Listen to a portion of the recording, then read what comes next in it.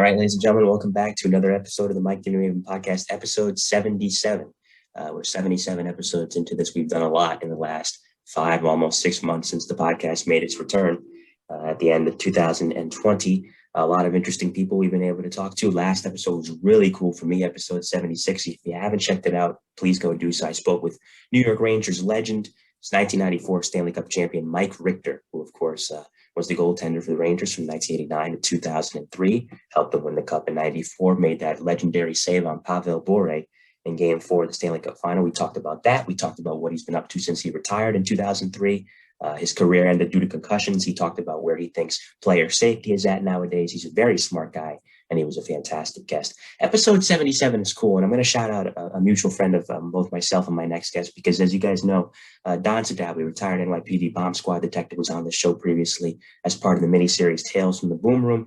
He'll be coming back in July, and he mentioned off the air to me my next guest, who helped him write the book about his life, and it is titled here, I have it rendered safe, Tales of an NYPD Bomb Tech. The man that helped him write that book, and the man that's written 3 other books, and amongst many other things of his interesting life, is none other than my next guest, who has definitely worn quite a few different hats throughout his life. A native New Yorker, he spent 3 decades working in the thick of the financial industry on Wall Street. As I mentioned, he's an author, and he's written 4 books on a variety of subjects, among them Bella's Letters, Resurrecting the Street, Shattered Lives, and of course, as I just displayed, Rendered Safe, Tales of an NYPD Bomb Tech. So without further ado, Jeff Ingber joins me now on the Mike Dinoraven Podcast. Jeff, happy to have you. Welcome. How are you? Mike, thanks so much for having me. It's a pleasure. I'm honored. I'm honored to have you here, and we'll get right into it. So as I mentioned, native New Yorker. Where exactly in the city did you grow up, and what were those early years like? I grew up in Elmhurst, Queens. It's the middle of the borough.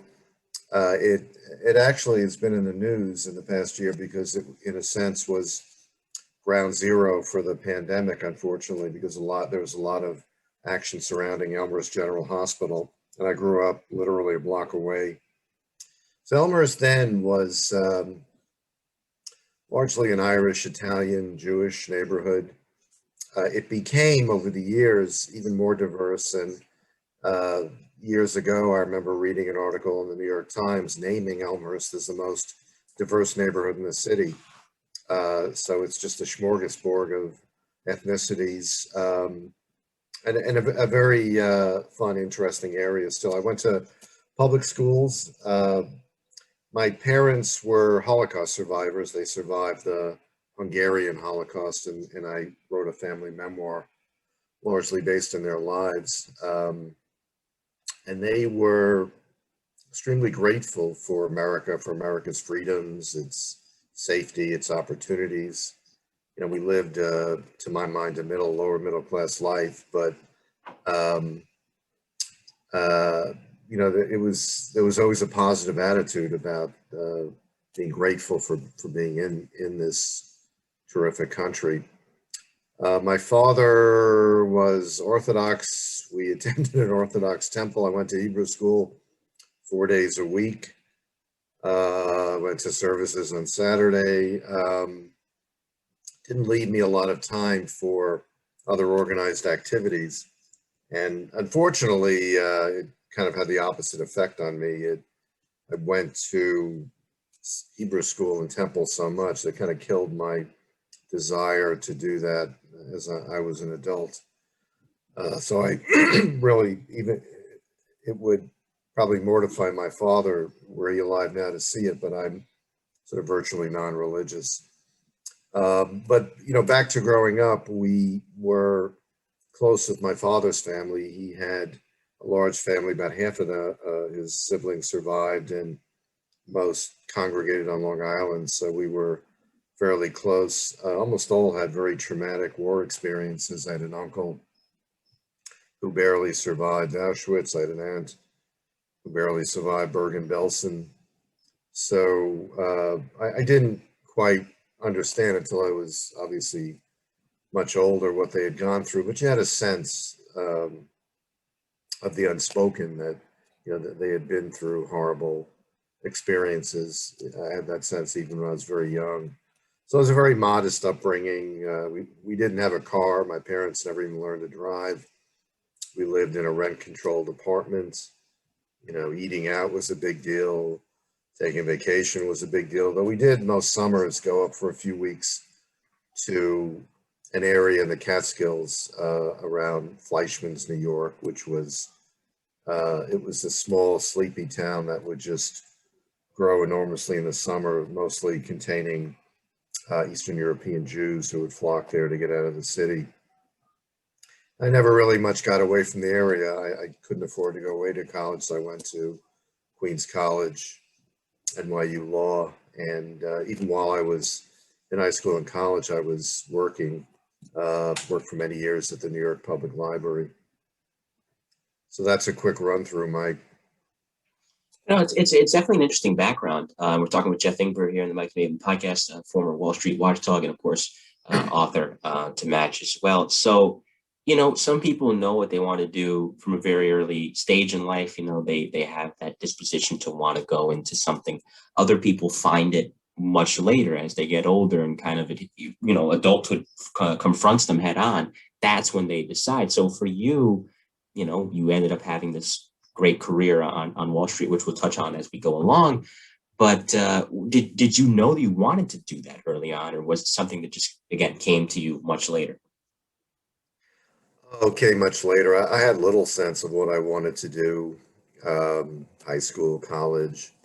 The one big factor was my father pushed me to be a professional.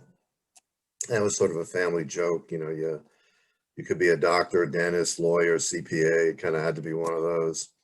And I knew that I didn't have an interest in being a doctor or a dentist. I ended up being a lawyer, but it really was fortuitous. I actually started out in Queens College as a math major, but it quickly got too difficult for me and kind of realized fairly quickly I didn't have much aptitude for that once it got complicated. Me neither. I really, yeah. You know, it's kind of the old joke. You can help your kids when they're in public school with their math, but even, you know, they get to middle school, high school, and for most adults gets too difficult.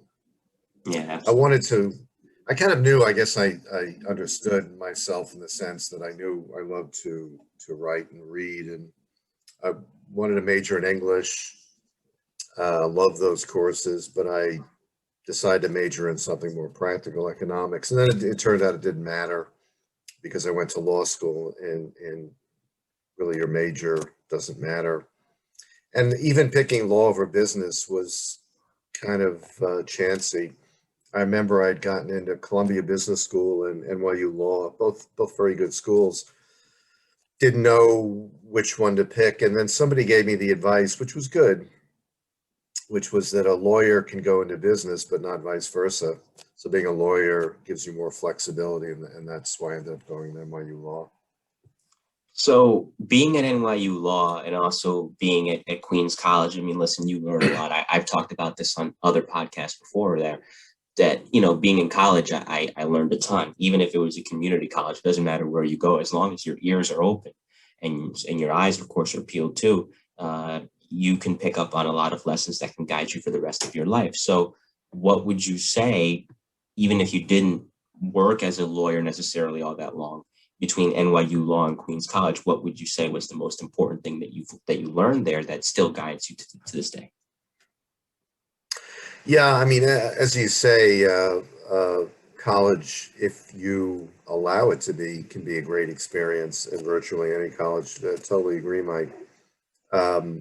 Queens it paid well and had very good professors. And I remember taking very interesting courses, and I just kind of picked courses based on some instinctive understanding of what I would like.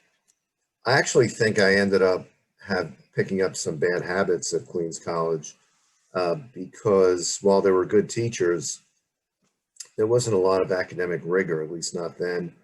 So I could coast. I didn't have to work very hard. Didn't have to pay much attention in class. Could, you know, study the night before and get through exams. But so it was a real shock when I got to NYU Law, and there, my school colleagues were, for the most part, very bright, very motivated, graduates from top schools, many of them from Ivy League schools. And that was a real adjustment. It took me a long time. And law school is not easy to begin with, but it took me a long time to develop the study and work and analytical habits that I would need to get through law school. So Queens College was fun. It was useful. I learned, but it was it wasn't a great preparation for being a lawyer in life. NYU Law, in a sense, was. Although I must say, Mike, if I was born with a trust fund, I might not have even gone into the financial industry or tried to become a lawyer. But that was probably a good thing because I didn't have the maturity then, I think, or the skill or the stick-with-itness to be a writer. And frankly, I think the best thing about Queens College was it led me to meeting and dating my wife, Linda. Oh, that's nice. Well, yeah, I mean, the thing is with college in general is that you mentioned that academic rigor. And I think and I can say this from experience. I mean, I was, not to toot my own horn and make myself sound all big, but I was a good student because the main thing for me is, it's all on, I think this is college in general, it's all up to you. It's not like middle school where the teachers lead you by the hand, or even high school to a certain extent. In college, we're all adults. Everybody's responsible for themselves. And if you put the work in, okay, then you do fine, as was the case with me, mainly because I didn't want to come home and tell my mom I got a bad grade. That was my thing. So that was my personal motivation. But in general, if somebody wanted to slack off, okay, listen, you're a grown man, you're a grown woman, that's your prerogative, and it's only going to hurt you, not me, is the mindset of the professor, which is understandable. So I can definitely attest to that by seeing other students not do so well, but myself and many other students I knew being very motivated to the contrary. So this is interesting. You were a judicial clerk for a short period of time out in New Jersey. So that's interesting. You're working in the court system. You're seeing how the criminal justice system takes place on a day-to-day basis. So given your later work in the compliance sector, which we'll discuss later on in the show, how do you feel that brief period as a clerk prepared you for that kind of work, if at all?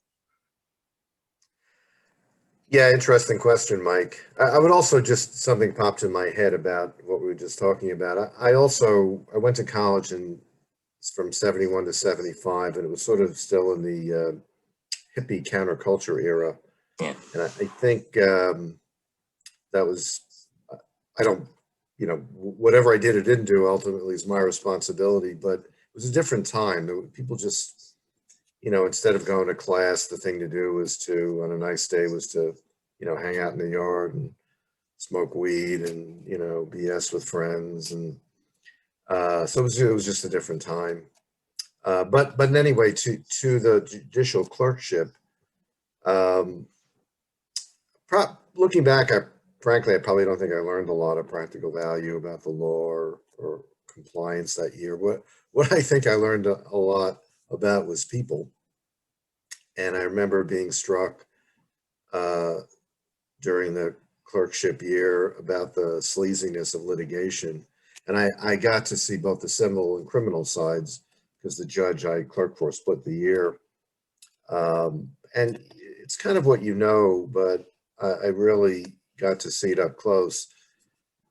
Case by case, day by day, justice and fairness didn't really matter to the vast majority of people involved in the judicial system.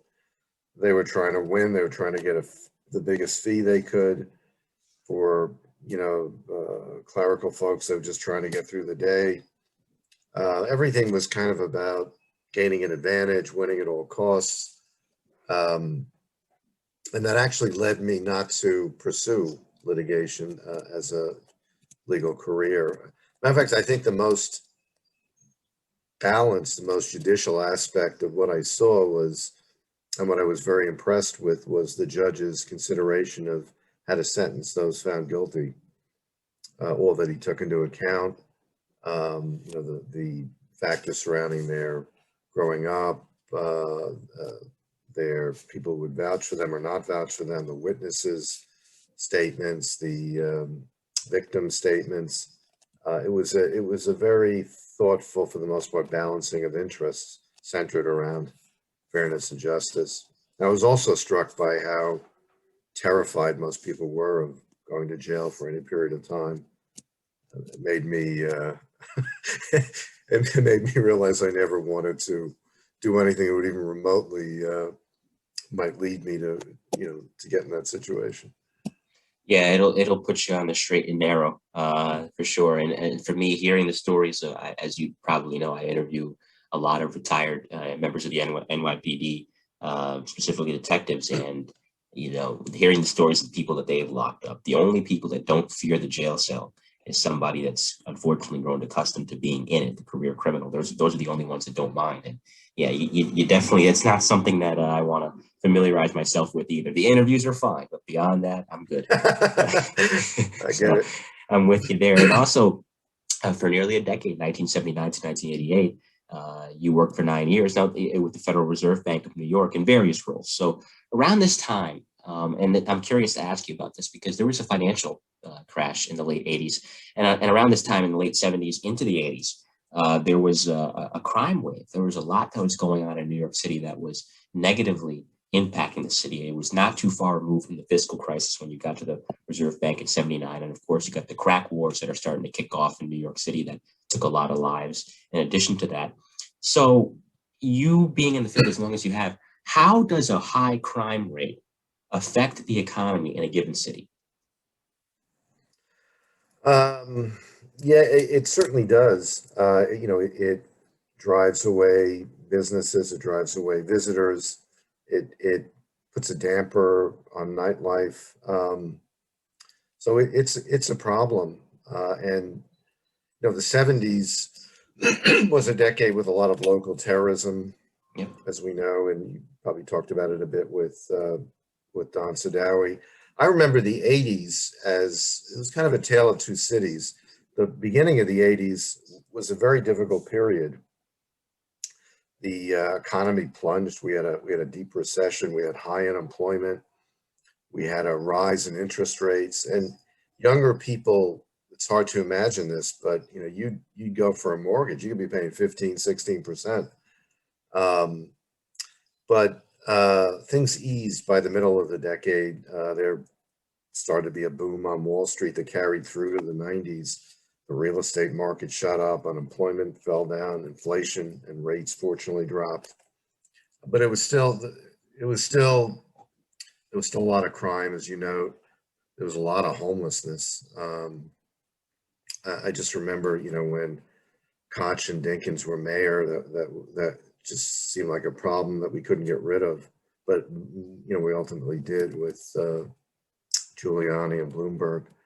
And then it was a decade. When I think back, there were a lot of murders and shootings that stick out in my mind. I remember really being shocked in, I think it was 1980 when John Lennon was killed. There was that, well-known and talked about and portrayed gangland execution of Paul Castellano, which John Gotti orchestrated. There was in November '86 the incident involving Larry Davis that I write about in Rendered Safe, where he shot 6 NYPD officers. Fortunately, none of them fatally. And then there was a 2-week manhunt for him, which, I mean, just, the city was just on edge. Well, fascinated, I think, and on edge. And in the Brooklyn neighborhood he was in, he was kind of a folk hero, on the other hand. My wife grew up in Howard Beach. There was that famous incident there, also around that same time, where, it was unfortunately still a different time. 3 black men's car broke down and they got chased by this mob onto the Shore Parkway. One of them was hit by a car and killed. And then you had these marches. Al Sharpton came in. So it was just, it was still a polarizing time. It was a time, I think, when, we still had a long way to go with race relations in the city. There was the Central Park Jogger, and that fascinating story, which has been portrayed in documentaries. So when I think back to the 80s, I can think of a lot of incidents of murder and crime. But on the other hand, I must say for me and the vast majority of people living in the city, I guess it was in Queens then, we were personally unaffected. I don't remember feeling unsafe myself. Yeah, it depended, I guess, on where you were. Like if you were working in the busy, and you talk about it as well, and rendered safe before Don got to the bomb squad. Don was in basically a version of a street crime unit. He wasn't in the street crime unit itself, but he was in a version of it that was working in these dangerous neighborhoods where prostitution was high, where drugs were high. So it really depends on where you are. And you're seeing it now, unfortunately, come back again in the city where there's certain areas that are just popping off, and unfortunately, a lot of innocent people are getting hurt. So you left the Reserve Bank in 1988, and from there you left for a fixed income clearing corporation where you would spend the next 16 years, from 1989 until 2005, including a brief run as the interim CEO of the corporation from 2004 until your departure in 2005. So I have to ask. I mean, when I was compiling my research and curating these questions, I'm relatively unaware, and I think most of my listeners are as well, of what the exact inner workings of finance are. And so when it comes to a fixed income clearing, what exactly does a corporation that handles that kind of a thing do? What's a fixed income clearing? Clearing corporations it's a very esoteric topic, but it's an important one. And if you understand how critical it is to the financial markets, the way I like to explain it is that basically after the trade is done, you need to exchange money for securities. So, Mike, if you and I, either directly or more likely through a stock exchange, enter into a trade where I'm buying 100 shares of ABC Corporation for $10 a share, you have to get me the shares of ABC Corporation, and I have to get you the $1,000. And most people tend to focus on the trade and the implications of the trade, but it doesn't work. The trading system doesn't work unless the clearing process and settlement process works afterwards. So you might think of a clearing corporation as doing four basic things. It's comparing the trade to make sure that you and I have a good trade, that we both understand that we've sold 100 shares of ABC Corporation for $10 a share. We set up the trade for settlement. It could be as simple as producing individual receive and deliver instructions. We actually then exchange the funds and securities. And there's also a risk management component, because after the trade's done and before the trade is settled, you could become bankrupt, Mike, or I could run away to Tahiti and decide not to do the trade because market conditions have become unfavorable. So there's a margining and marking process. So at a high level, that's really what's going on. Again, very important, and nobody much thinks about it except those involved. Well, because it's kind of a hidden thing within the market itself. So, we kind of talked about how a high crime rate can affect the given economy of any given city or town, but on a federal level, on a nationwide level, the economy boomed, for example, during the Clinton administration, whereas during the later administration, with the Bush administration, for a variety of different factors, it wasn't so good for a while. So there's always ebbs and flows, and it doesn't really have to do with anything other than just the natural ebbs and flows. So does when the economy is good on a federal level, or when it's not so good, does it affect how a fixed income clearing corporation operates, or is it all the same regardless? I think basically it's all the same. Obviously, in a hot economy, there's going to be more trading, so more demands put on the clearing corporation.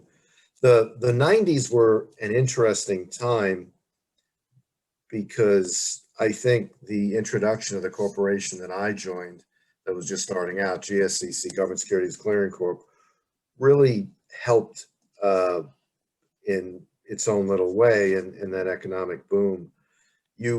Without getting into a lot of the gory details, if you go back to the 80s, there were a lot of serious problems in the treasury market, or more broadly, the government securities or government market. You had very poor controls and financial and accounting practices. Many firms functioned with minimal, if any, true capital. You had inadequate pricing of securities. You didn't have risk management measures like daily mark-to-market. There were a lot of games played with collateral and the like, and that led to a number of dealers failing. There were some big name failures then, a company called Drysdale, Lombard Wall, Bevel Bressler, Lion Capital. These are all names that are lost to history now. And then the Clearing Corporation came in and provided all these new protections and efficiencies. And that, I think, in part helped the 90s be strong economically and for the financial markets that it was. And it was that destruction of the Clearing Corporation process on 9/11, which I talk about in my first book, that crippled the markets and almost brought down the government securities market. Because again, if you can't clear and settle the trades, then you can't do trading. Exactly. And it segues perfectly into talking about Resurrecting the Street, which was your first book. I mean, the markets were hit both literally and figuratively. I mean, I'm sure you probably knew a slew of people who lost their lives that day. I mean, you're talking about, as I told when Don and I were talking about the World Trade Center, he was working in a private capacity that day, as he details, or is detailed in the book by you and him and Rendered Safe. But World Trade Center, the name, it means what it says. You're talking about numerous corporations that were essentially wiped out that day.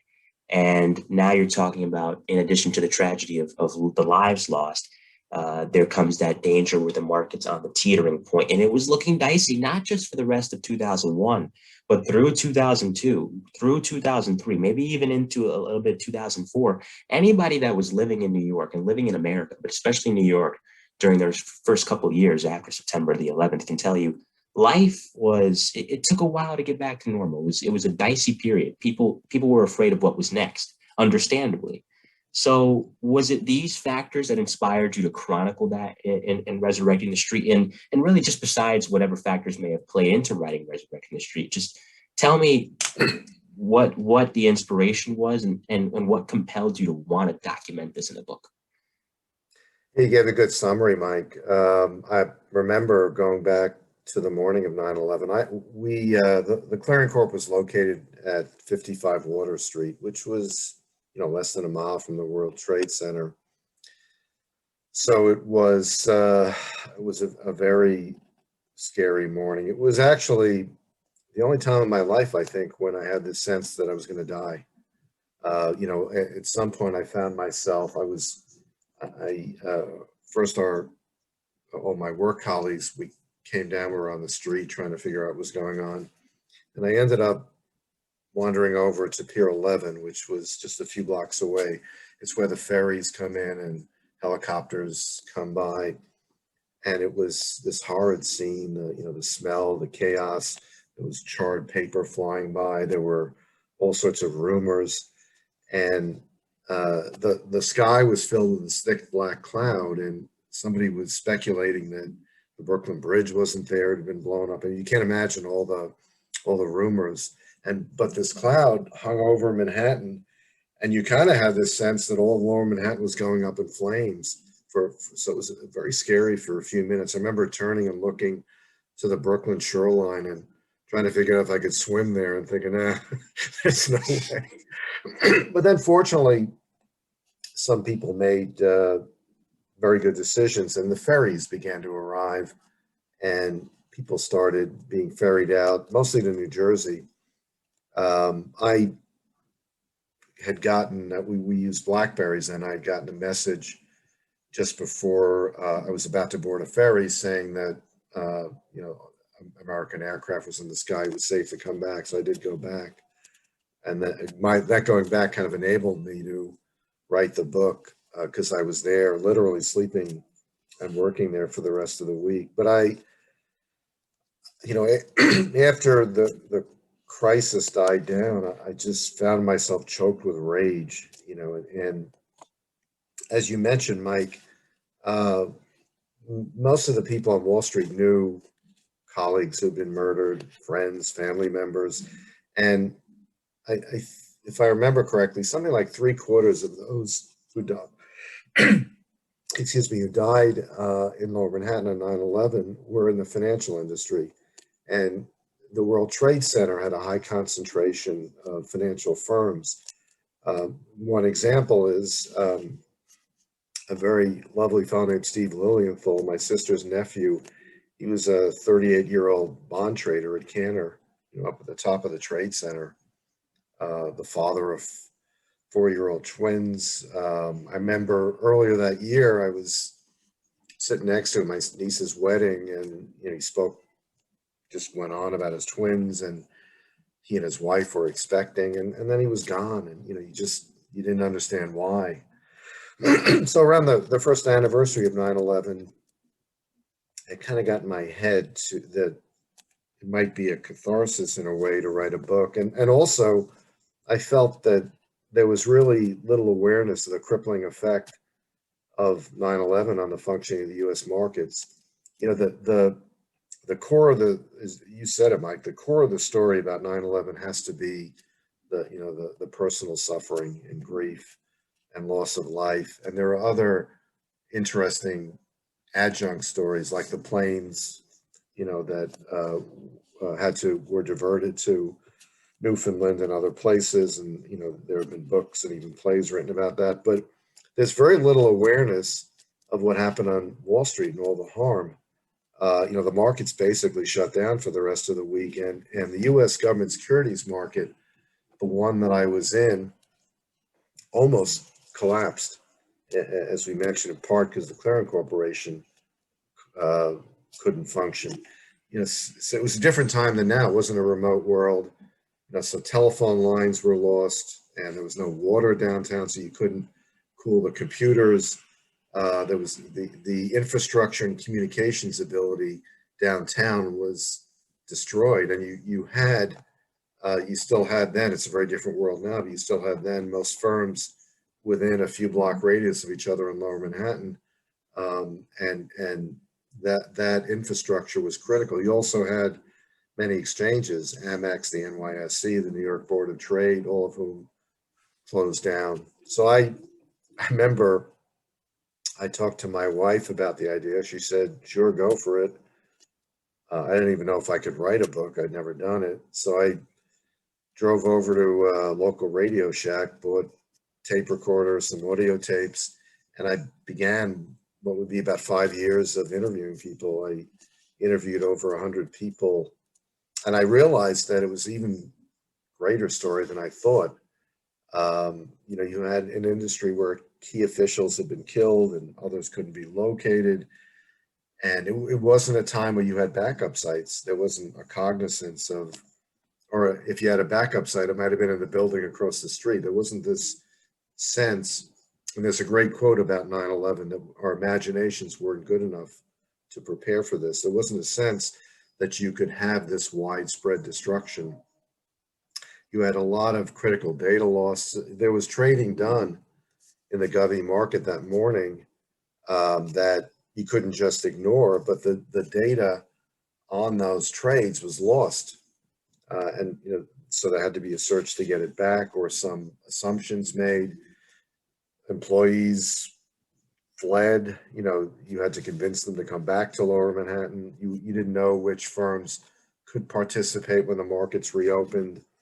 And in fact, it took a couple of years for full reconciliation of all the securities and funds positions to be made.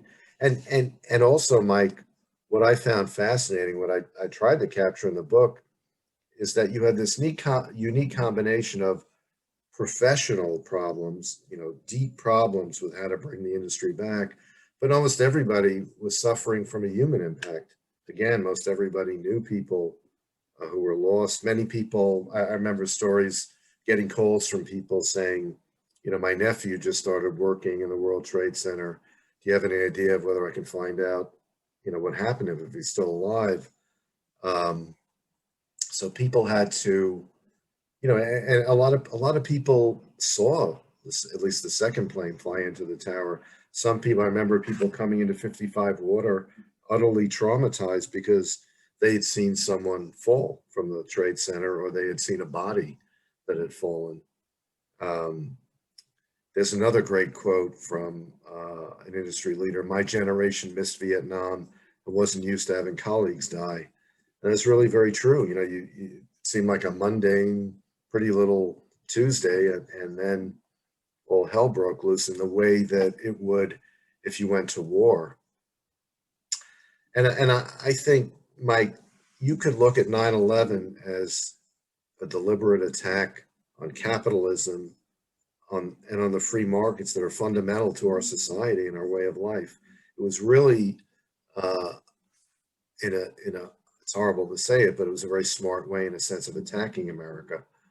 Um, so I wrote about all that, and one of the points I tried to make was that the heroes of 9/11, no doubt, were the firefighters, the police, the emergency rescue workers. They performed their work with incredible courage and with selflessness. But there were others, maybe on a second level, including those in the financial industry, that they could have stayed home, but they came to work. It was hard to get to work. You had to talk your way through police lines. They set up barriers, first at 14th Street, then it went down to Canal. The people slept in unventilated offices. They scrounged up alternate locations. And again, they did this all while traumatized themselves and worried about family and friends. And to me, it was a fascinating time, because you had firms that were fierce competitors that fought, in ordinary days for every dollar, and would have loved to see their competitor firms go out of business. But then everybody cooperated. Firms lent spare offices, they lent computers. They put that competitiveness aside completely. They cooperated, and to me, they shared food. To me, and I'll stop here. I don't want to be too No, it's fine. windy, but to me, it was a time that embodied the American spirit at its finest. When you think back on it, it was what's best about America, I think.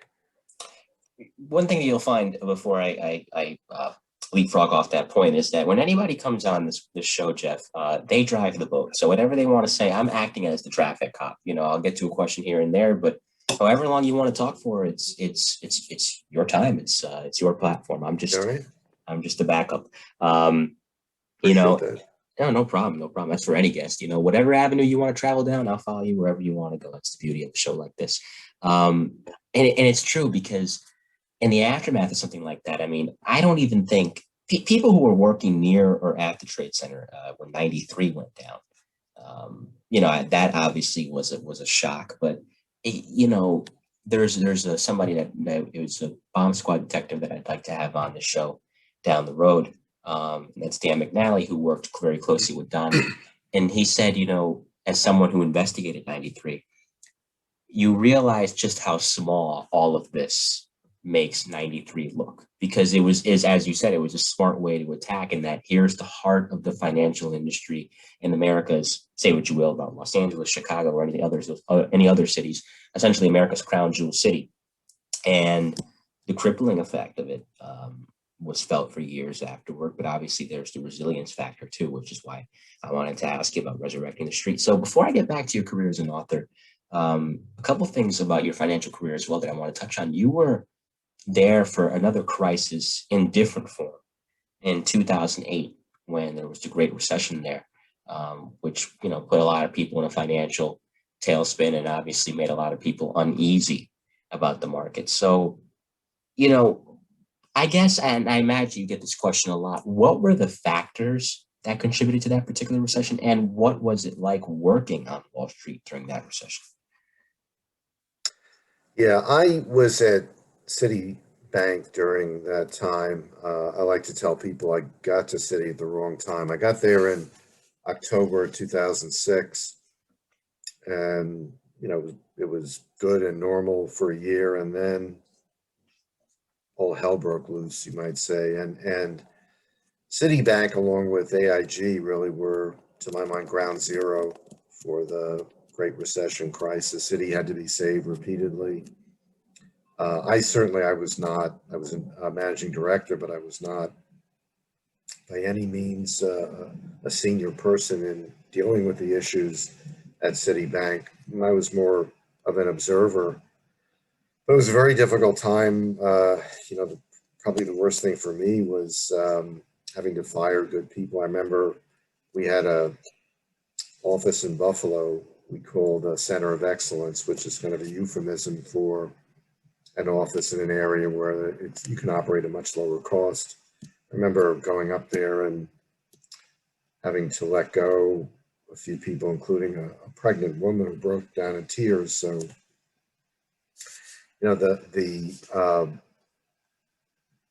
the Great Recession, if you will, became very real to me then. It was, to my mind, the heart of it, the boiler, if you will, for that financial crisis, as we all know, was an overheated housing market, and it was stoked by what I think of as unscrupulous lending to unqualified borrowers. It was pushed by government. I think that may not be as clear to people, but government and the emphasis and pressure government put on lenders contributed to that crisis. And then, of course, a big part of it was the reselling of those loans and the packaging of those loans through obscure and very risky financial instruments that many in Wall Street didn't understand, including obviously people at Citi.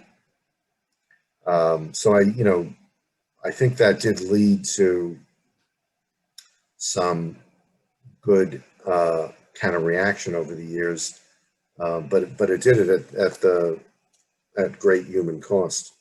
You had many millions of jobs lost. You had a spike in unemployment. You had millions of home foreclosures. You had a huge amount of household wealth that just went away. Declines in home prices. The stock market tanked for a while. I myself, and this is true probably of most of the people at Citi, lost a lot of money. A lot of my bonus, I had a guaranteed bonus for having joined Citi, was in stock that tanked in value, basically became worthless. As a matter of fact, the low point for Citi, I think, can't quite remember, I think Citi stock before the crisis hit might have been $60 plus, somewhere around there. It went to 97 cents.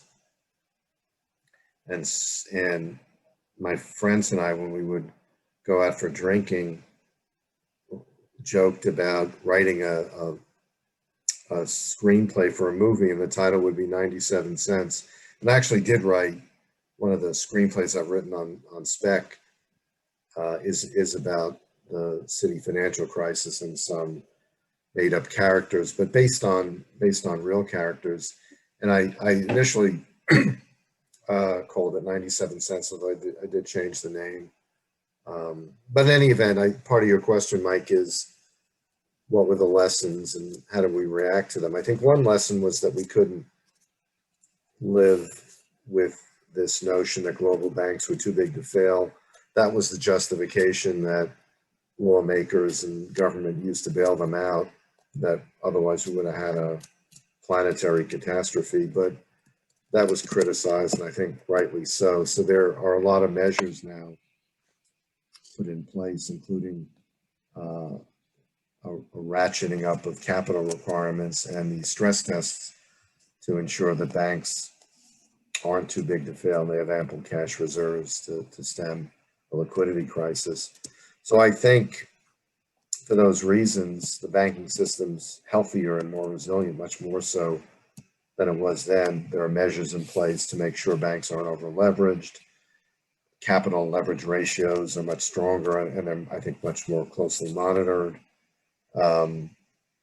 In fact, I think banks now, the big challenge with banks is not so much worrying that they're going to fail in a crisis, but that they're going to be overtaken by non-banks. And without getting into too much detail, you now have the rise of all these financial and technology companies, that the euphemism is fintech, that are getting deeply into traditional bank space, lending and payments.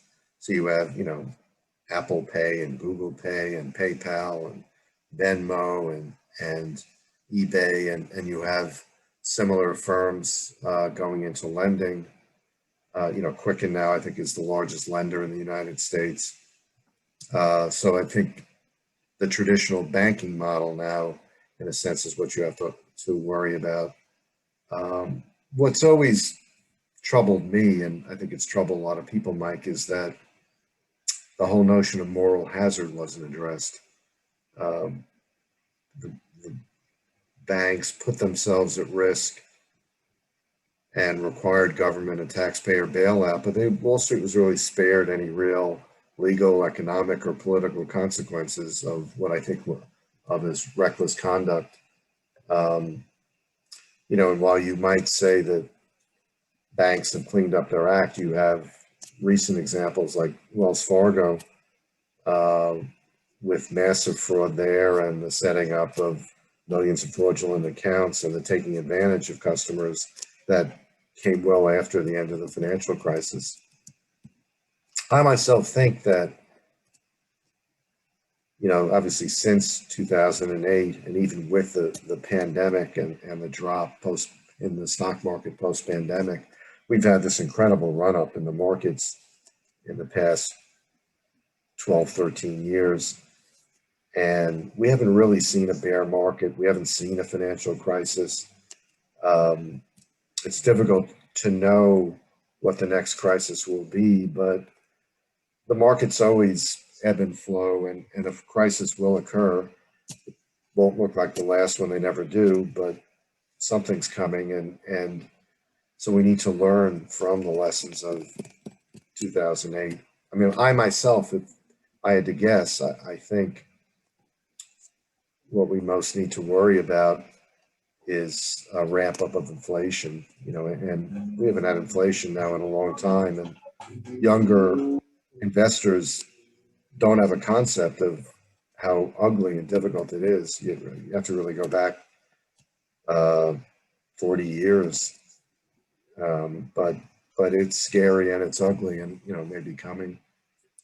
And you want to make sure that obviously you're proactive about it and not reactive, because that's kind of what ends up leaving you in a bind. It may just be, and we're talking with Jeff Ingber here in the Mike Newman podcast on episode 77. It may just be that those, and this might have helped, I don't know if this is accurate or not, you tell me, that what allowed for people to kind of batten down the hatches, if you will, in 2008, those working in the financial industry, that is they were probably the same ones that were there for 2001.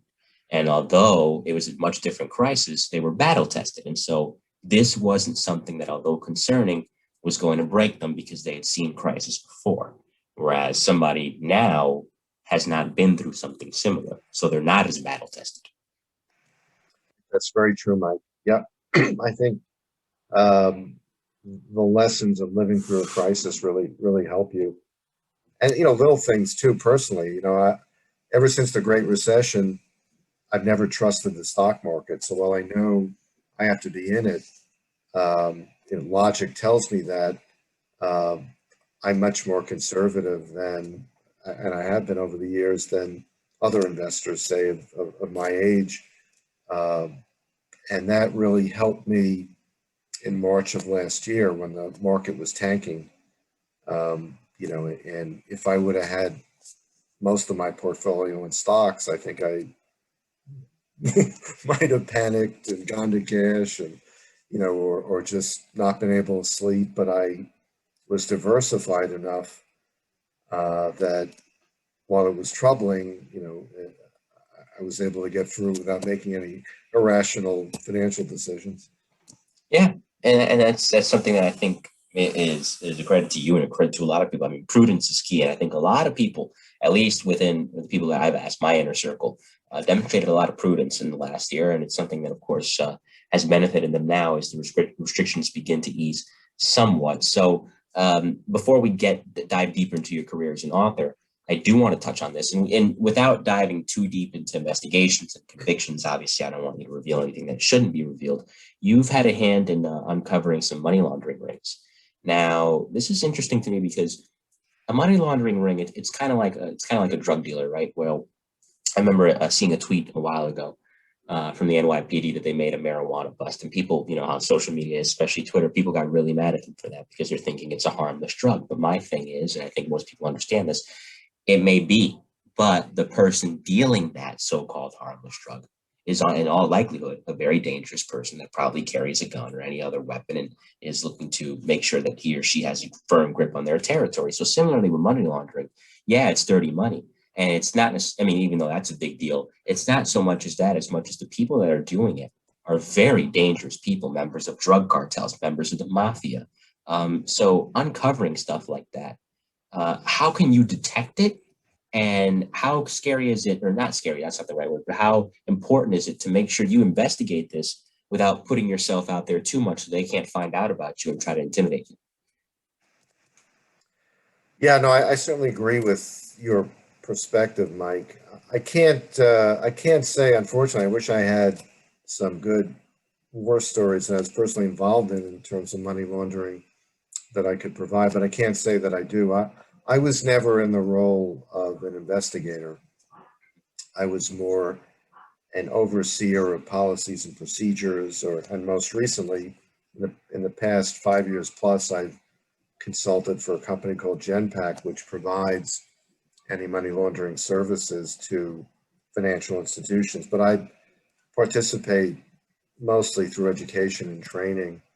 But I would say it's as you know, Mike, it's a really important activity and really important field, and a satisfying field to be in. Any you could you can divide crimes, if you will, roughly into two types. One are, you might say, crimes of passion, murder or rape, horrible in their own right, but they're not done for money. They're done for other reasons. Anger, revenge, lust, whatever, however you want to put it. But the large majority of crimes are done primarily or solely for one reason: to make money. And when you engage in that, what you might call a predicate crime, and you gather money, you have to figure out what to do with it. There's that famous scene in Breaking Bad, where the main character, who's become a crystal meth manufacturer and dealer, has so much cash that he opens up this huge locker to show somebody, and it's just filled with millions and millions of dollars in bills. Well, obviously, that's not a tenable situation.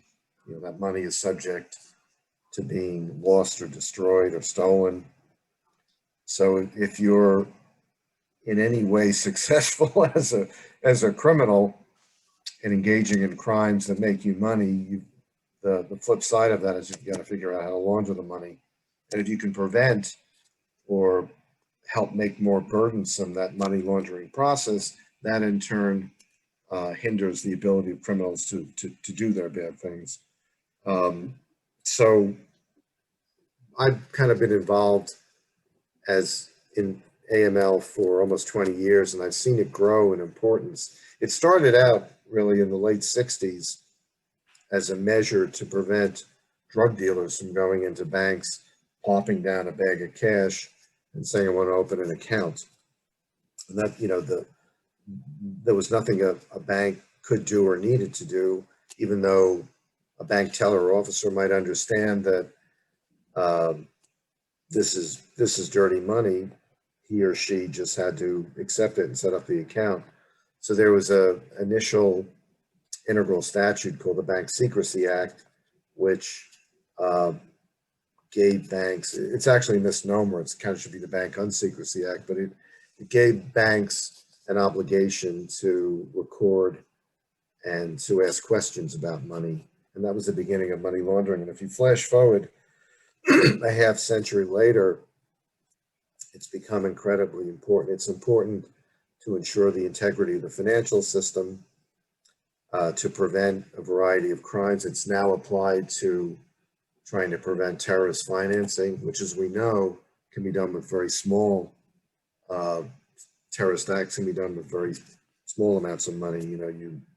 You're a bad actor, you take out a few $100 from your bank account, you rent a van and you mow down people for some terrorist reason. AML helps to promote social goals like addressing human trafficking, like addressing ransomware. It's critical also aspects of it to ensuring tax collection, to identifying assets that are trying to be hid by bad actors. And then a part of any money laundering are economic sanctions. And that's also very critical. You know, if the US doesn't like the actions of a foreign government, say North Korea is starting to shoot missiles all over the place, or we're disturbed about actions by Russia or Iran or Yemen or other country, Cuba. Fortunately, we don't, for the most part, start wars or go bombing. The way a critical way in which we conduct foreign policy and protect the nation and advance national security interests are through economic sanctions, which are a part of the overall AML process. So it's very, very important and, you know, very satisfying of an area to be in.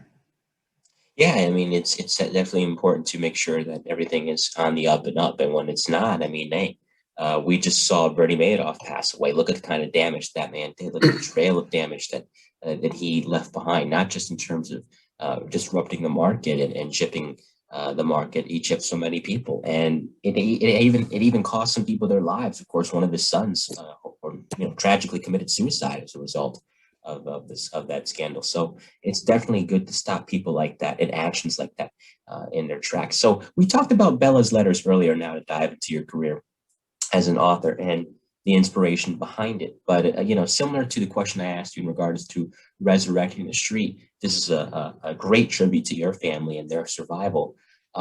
Putting that into a book is emotional because, yes, 9/11 was emotional for you, I imagine, because of the people that you knew and being there. But there's something about family that is just, it's emotional on a different kind of level. And this is deeply personal to you, of course, as it would be to anybody that's the descendant of survivors of something so horrible. So the process can be, I don't want to say burdensome, but heavy, I think is the right word. Was writing this, even if you yourself didn't go through it, but chronicling this, getting to understand just what they went through and dealing with the emotional aftermath and how it affected you in its own right, did writing this book feel therapeutic at all? And how much pressure did you put on yourself, given it involved your family, to get every detail right? Yeah, it certainly was therapeutic. I also learned, I mean, I knew roughly what my parents and my aunts and uncles had gone through, but I didn't really understand it in any detail. And a lot of it was confusing, what they did during the war, where they were, how they survived. So, years of research went into this book, and I learned a lot about my own family. When after the 9/11 book, I decided that even though I was working full time, that I wanted to continue writing, and not just books, but screenplays and even short stories. After the 9/11 book, I taught myself to write screenplays, and they tell you to write what you know. So I actually made up this story about an AML examiner who goes back to his hometown and discovers money laundering and all sorts of other activity, and reunites with family. And that actually got made into, it was the basis for a movie that came out in 2019 with Kurt Russell and Alexis Bledel. It's called Crypto, and it got rewritten by Hollywood writers, if you will, but my screenplay was the basis. So I kind of got more confident writing the 9/11 book and the screenplay, and decided that I would tackle my family and all the facets of it But it's sort of a prelude. When I was growing up in Elmhurst, Queens in the 60s, Holocaust survivors come in two forms. Some, like my mother, never talk about it, don't want to talk about it, want to try and forget it. It's painful to mention. And then there are others, like my father, that just feel compelled to talk about it. And maybe for them, it's their catharsis, as you say. So my father would tell me about this town he grew up in Czechoslovakia called Munkac. And, he grew up in a house that was no running water. There were families that shared a communal well, and you had a hand pump, and you had the lug pails of water in the house. They had no electricity. They didn't have appliances, not even an ice box. His mother sewed on a foot crank machine with kerosene lamp for lighting. They grew their own food, milked their cows, handed down clothes, bathed in the river. And I would ask him all sorts of questions when I was a kid, like, what did you do at night when it was really cold? You had to go pee. And, how did you cook your food? But I was kind of entranced by all his stories. And part of what was interesting was that my father never seemed to see any of his growing up as a hardship. He just, he talked about this world that he grew up in that he thought was wonderful and filled with love and family. And he almost, like he would tell me these stories, it was almost like, poor you didn't get a chance to grow up in this environment. And then, of course, World War II and the Nazis came, or in Munkach's case, it was really the Hungarian Nazis. And the destruction and loss of life. But my father and his brothers and sisters wrote letters and postcards to each other. And amazingly enough, my father, when he came back to his boyhood home at the end of the war, found some of them and he carried them to the New World. And I had them translated from Hungarian, and that was really the basis for the book. Those translations and my research, and hence the logic for the title. Bela's letters were these letters that he had wrote to family members and had received from family members. Well, that's simply incredible. And, people who have gone through situations like that, it's great that they're willing to tell you about it, and to a much, much smaller level. That's why I mentioned earlier, chronicling these NYPD individuals, these FDNY individuals. It's a great thing because somebody's going to look at that one day, great grandchild or whatever the case may be, and they want to know about what this person did in their family or what they went through and how they were able to survive it. And so it's great that something like that can be chronicled, because not only is it a book for others to know, but it's a legacy to one's family. And that's one of the many beauties about writing. So I don't want to keep you too long. So I'll encapsulate the last two projects because they're intertwined, given the fact that as I mentioned earlier, we share a great mutual friend in Don, and that's Shattered Lives, and then we'll get to Rendered Safe. Shattered Lives, to give my listeners the basis, based on the 1975 Francis Tavern bombing. As we talked about earlier, there was a lot of domestic terrorism in New York City during the 70s and 80s, and the NYPD bomb squad was very busy. As a result, this bombing killed 4 people. It was set off during lunch hour. The people responsible were the FALN, which, as I mentioned, and for those of you that listened to my interview with Don, were the Fuerzas Armadas para la Liberación Nacional de Puerto Rico. Their basis was independence for Puerto Rico, and their methods was, terrorism. The son of one of the victims. His name's Joseph Cotter. What inspired you to, this is a 2-part question, as most of my questions have been, come to think of it. What inspired you to chronicle something like this? Because in the annals of New York City history, it's forgotten. The World's Fair bombing, which killed 2 bomb squad detectives in 1940, people remember that one, the 4th of July, 1940.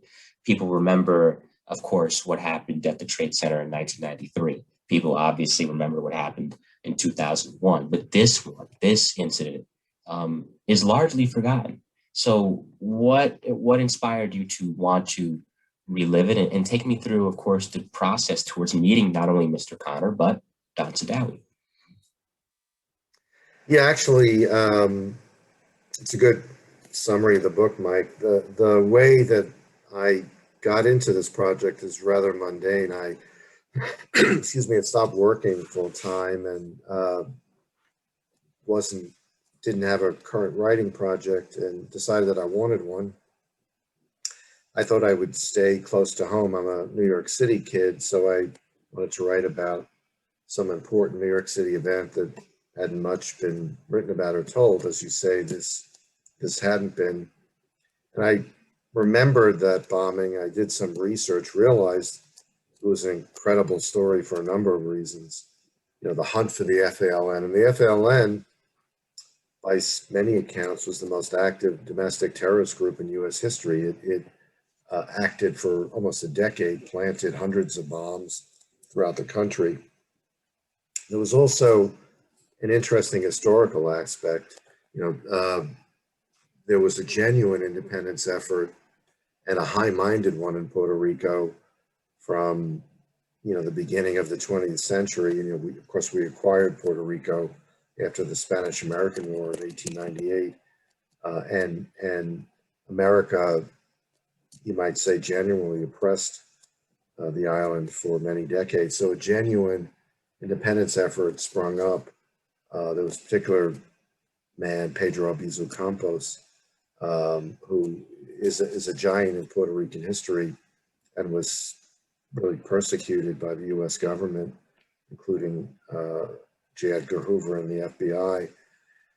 So there was an interesting historical point. And then you got the FALN, which kind of turned the independence movement on its head, because the FALN was really a Castro government creation, and it set up a false narrative that it wanted independence for the island, when in fact, what it really sought to do was create another Marxist tyranny, as Cuba has been for all these decades. You also had these misguided, cynical clemencies granted the FAL members by Bill Clinton and Eric Holder, and that was done clearly to help Hillary win the New York State Senate seat in 2000. You had the story of Oscar Lopez Rivera, and this effort led by many, many well-known, well-respected people to unfortunately portray him as a hero, selflessly seeking independence for the island, when in fact he is a deranged, cold-blooded killer who he was granted clemency by Clinton. He declined it. Then he was granted clemency by Obama and did accept it. And there was actually an effort, for example, to make him the honorary head of the Puerto Rican Day Parade a few years ago. You may remember that. Which, I do. Fortunately, there was sufficient pushback to stop that. And if that weren't enough, you have the chief bomb maker of the FALN was a guy named William Morales. He's in an apartment in Queens. I think it was 82. He blows himself up, basically. You know, he loses 9 of 10 fingers, half of his face. He survives, gets taken to jail, goes to a prison hospital for reconstructive surgery, escapes with the help of revolutionary groups by somehow managing to climb down a rope, even though he was maimed, goes to Mexico, gets involved in a shootout, gets arrested, spends 5 years in jail in Mexico, and then Mexico, unfortunately, instead of extraditing him to the US, lets him go to Cuba, where he's been for decades with other fugitives like Joanne Chesimard. So an incredible story, and I soon realized it. And I reached out to Joe Cold. I didn't know him. I just knew he'd been a spokesman. He'd waged a decades-long battle against terrorism and to keep alive the memory of his father and all the injustices visited upon his family and others. So we clicked. Understandably, you know, Joe very much wanted to tell the story of the Francis Tavern bombing, so we collaborated on it. And I was fortunate, for example, that there were three men still alive who were at that table, the table closest to the bomb when it went off. That also had, unfortunately, had the four men who were killed. So it was Sorry, fascinating. Yeah, no. it is for sure. I mean, that, you know, I'll never forget a story that Don told me, and Don and I have had several conversations off the air. And it's funny because I'm not knocking him. Obviously, I love the guy. He's a very, very wonderful guy. But I'll tell him something. Basically I'll say hello, and for the next 2 hours I'll just be silent because he'll tell me story after story after story, and I'll just be on the other end of the line. It's amazing. And he told me one story I'll never forget, that when that happened to Morales, William Valentine, who at the time was a member of the bomb squad and himself a Puerto Rican, found Mr. Morales's, or one of Mr. Morales's fingers in the aftermath of the explosion, in the rubble in the apartment, grabs it, brings it to the ER where they have Morales, and says, "I found this, give this to him." And it was, unfortunately, it was too late. They couldn't reattach it, but it's incredible, the investigation into it, and just getting the information from William Valentine, who's written, not directly because he's under the radar, unfortunately, because a lot of these people that he investigated are free and they're after him. But getting the secondhand information from Bill Valentine, getting it from Charlie Wells, who I'm trying to get on. Charlie, if you watch this episode, come on down, pal. And other members. I mean, it's really, again, it's a compelling story, and I'm sure that, I guess, the most rewarding thing would have to be feeling that you did the families of these victims proud in how you told the story. I'm sure that they felt greatly honored by your work. Hopefully, yeah. No, that you're right. That is the best part of it, just telling their story. There was another family, a fellow named Alex Berger was one of the four men killed. His wife, Deanie, was pregnant at the time, and I interviewed her, and we become friends. So those are kind of neat aspects of writing. Also, I interviewed a number of ex-bomb squad and FBI guys. So that was all really rewarding. Before we get to the concluding segment of this show, I mean, of course, I have to ask about Rendered Safe. I have it right here. The book was so good, I finished it in 5 days. I got it March 4th. I finished it March 9th. Cool. It's well, you're welcome. I mean, and thank you for writing it. Of course, it's an incredible story of an incredible guy. So, Don and I, and the crazy thing about it is that podcast Tim and I did, we talked for 3 hours, and I still don't think we covered everything about his life, because there's just so many layers to it. And he kind of talked about it with me too off the air. You're sitting together, meeting about shattered lives. Because if for anybody that's familiar with the operations of the NYPD bomb squad, one of the things they do is they're really, really good at learning from their history, good and bad. So they'll spend a lot of time looking over old cases when things are quiet and they're not responding to calls. So Don, owing to that, has this great knowledge of what's occurred in bomb squad years past. So you're sitting with him. Here's a guy that's done so much, a Marine, somebody that knew about the inner workings of the UN, obviously 16 years in the bomb squad, 20 years with the NYPD, was a U.S. Marshal for a period of time. He's led an incredibly fascinating life.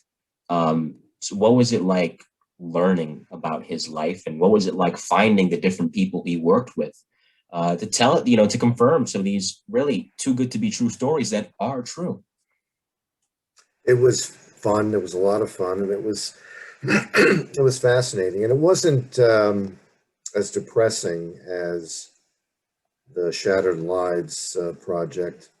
There was death and there was suffering. There was the '93 bombing, and the horror that he went through on 9/11. But there was a lot of fun to it too. But anyway, I met Don while researching the Shattered Lives book, and Don provided a very vivid description of the somewhat famous 1982 New Year's Eve FALN bombings. The FALN planted bombs throughout Lower Manhattan and in Brooklyn on New Year's Eve, and they severely injured 3 NYPD officers. They named those officers.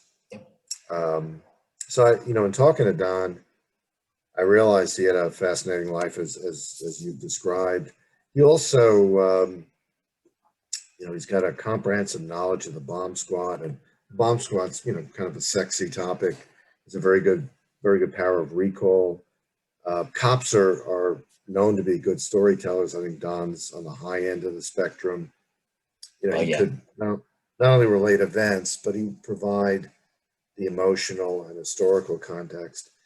And when a story involved him, he told it blemishes and all, like, from reading the book, but he tells me this story about he's a rookie cop, and his wife gives him as a present a nightstick made of cocobola, which is a very hard South American wood, and he's walking through Little Odessa and Brooklyn and showing off and He's twirling twirling his it. knife, and he knocks himself cold. That was the funny part. Yeah, I remember that story. Who would admit that? But the 93 bombing and the investigation and solving of that in and of itself is a fascinating story. And Don going into that incredibly dangerous sub-basement, and Don, the coincidence that he went to Brooklyn Automotive, he knows cars, and that's really what enabled him to identify the chassis piece on the van. He understood that it came from the van that carried the bomb because of the markings on it, and he knew that it would, or he discovered that it would have a partial VIN number, and that's how they caught those guys, or many of them, before they could do more damage. But he was like Forrest Gump. He was personal bodyguard to Kurt Waldheim. He was on the abortion bomber case, the TWA Flight 900 case. He had, again, this incredible story of survival in 9/11. He put it, his quote was, kind of modestly, that he was often on the fringe of things a lot bigger than me. But, knowing all that, I found the urge to write a book on his life irresistible. And I said, like I said before, it's a great book, and of course that's actually what Don's going to be coming back for in July, the TWA Flight 800 crash. We're going to do an episode specifically dedicated to that investigation, the crash that occurred on July 17th, 1996. Hey, Mike, can I plug my most recent book for a minute? Please, absolutely.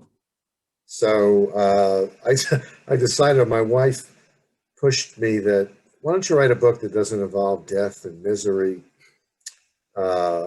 It's kind of more happy subject, and I found the perfect one fortuitously, because I have a son, Craig, and he married a woman, Emily Paul, and they came to realize that Emily Paul's father, also a Jeff Paul, grew up in Staten Island, and he was on the 1964 Staten Island Little League team that won the Little League World Series. And it's the only New York City team that's ever won the Little League World Series. It's the only team that's ever come close. It was on the 25th anniversary of the founding of Little League. It was the first time an American team defeated an international one to win.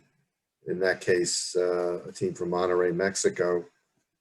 And it was also an interesting time period. 64, sort of a transformational year.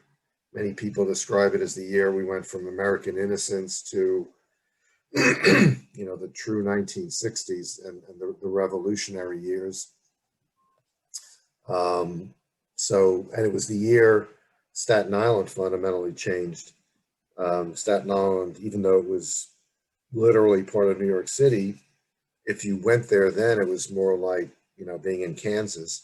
That's why they called it the Forgotten Borough. But in November of 64, the Verrazano opened up, and that changed Staten Island very quickly and very fundamentally, in large part because tens of thousands and more every year of people from Brooklyn went to Staten Island, kind of seeking a suburban life.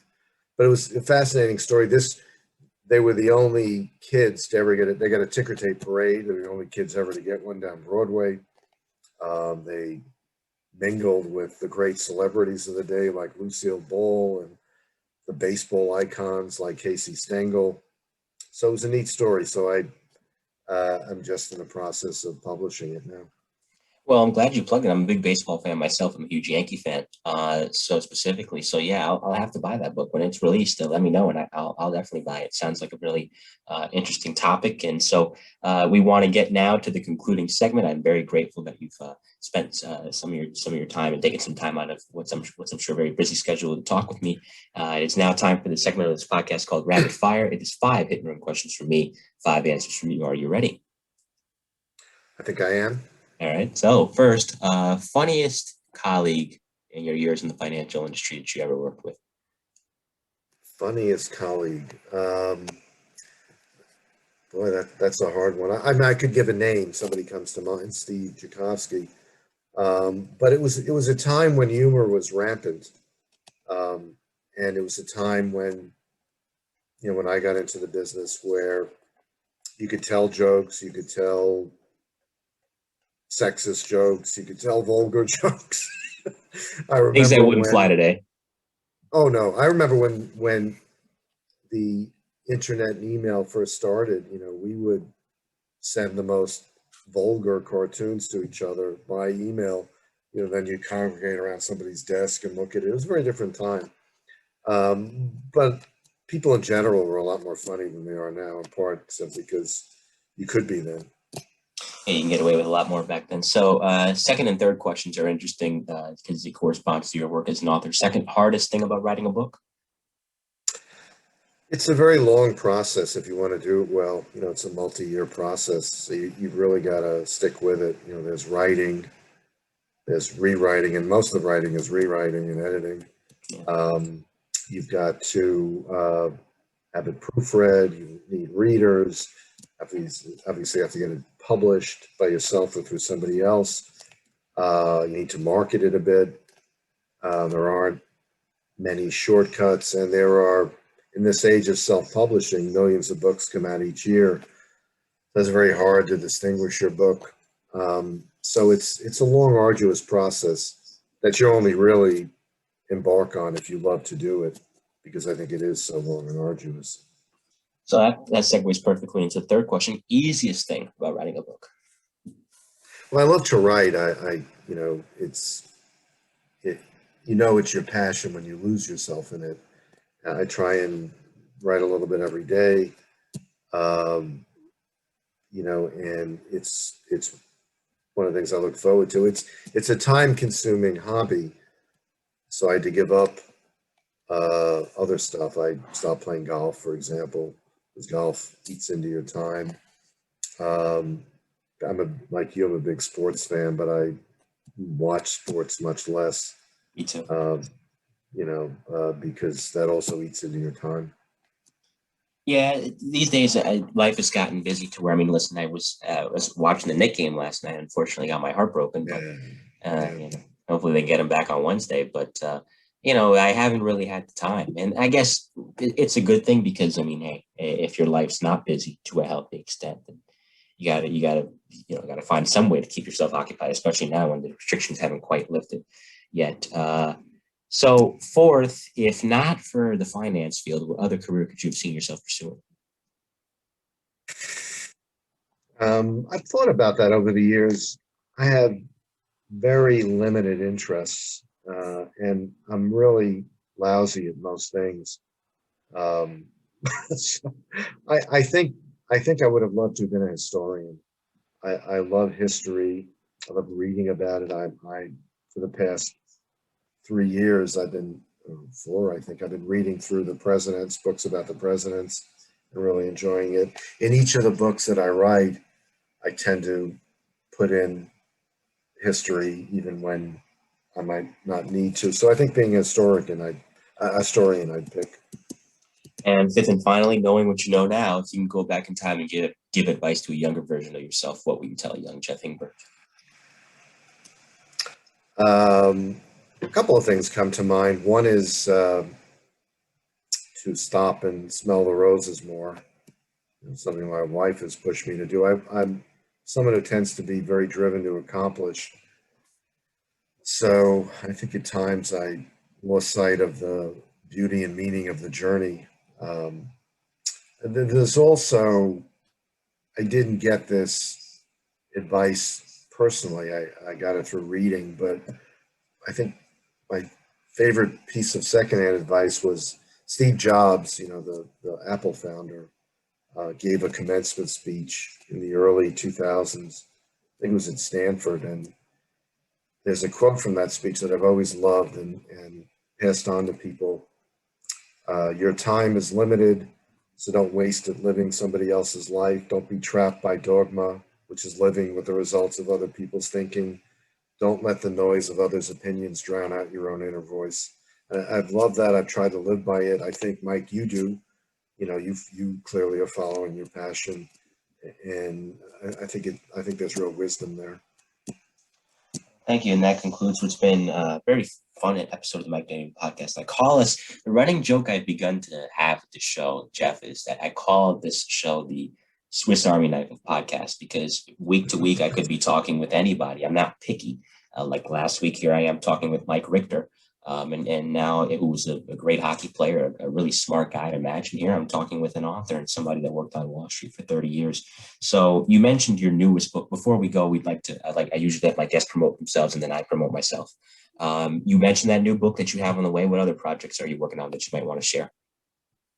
I have another book behind it, which is my first, maybe my only attempt at true fiction. It's called Daria's Secrets, and it's based upon a elderly Holocaust survivor and her therapy sessions with a psychologist. And as the title connotes, a lot of things come up that impact her currently and with her family and friends. And then I would say that Shattered Lives, another piece of promotion, is in the process of being made into a documentary by a fellow named Scott McTavish, who runs McTavish Productions. So that's kind of exciting. So those are two biggies. I think I've heard of him. The name rings a bell. I'm going to kick myself later because I'm going to remember from where, but the name definitely does ring a bell. On my end, if you don't know, you wanted to add something you wanted to add? No, he did a pretty well-known documentary on one of the men. I'm losing my marbles now. Who's in that ambush in that mission and then ambush in Afghanistan, where 3 of the 4 men lost their lives. It was made into a movie, and I can't think of the title. But anyway, that may be what you're thinking about. It might be. On my end, by now, I'm on Twitter at Mike in New Haven, if you want to follow me there, for all my listeners out there that don't do that. And LinkedIn, I'm Mike Cologne. Type in Mike Cologne, MIC''D. Because as I mentioned in my previous outro, there's a lot of Mike Colognes out there. So if you want to find me specifically, you can connect with me on LinkedIn by typing in that. Instagram original_MC1, if you want to follow me on there as well. Coming up on the podcast, it's been a busy time. It'll start to finally not be so busy, not that I'm complaining, in early June. But in the meantime, the next few guests we have slated tomorrow is going to be law enforcement reporter for the Associated Press, Mike Sizak. That's coming your way Friday. Boston Globe columnist and NBA Hall of Famer Bob Ryan. He'll be joining me June 1st, Barstool Sports podcaster and former #1 radio personality in Boston, Kirk Minahan. And June 7th, which will be the last in the slate of guests, is going to be Dennis Smith, retired FDNY firefighter and author of one of the most prolific books in FDNY and fire service history, Report from Engine Company 82. So it's going to be a fun couple of weeks. Great guest. Jeff was certainly no different. And all that being considered and said, on behalf of Jeff Ingber, I'm Mike Cologne. We will see you next time. Take care, everybody.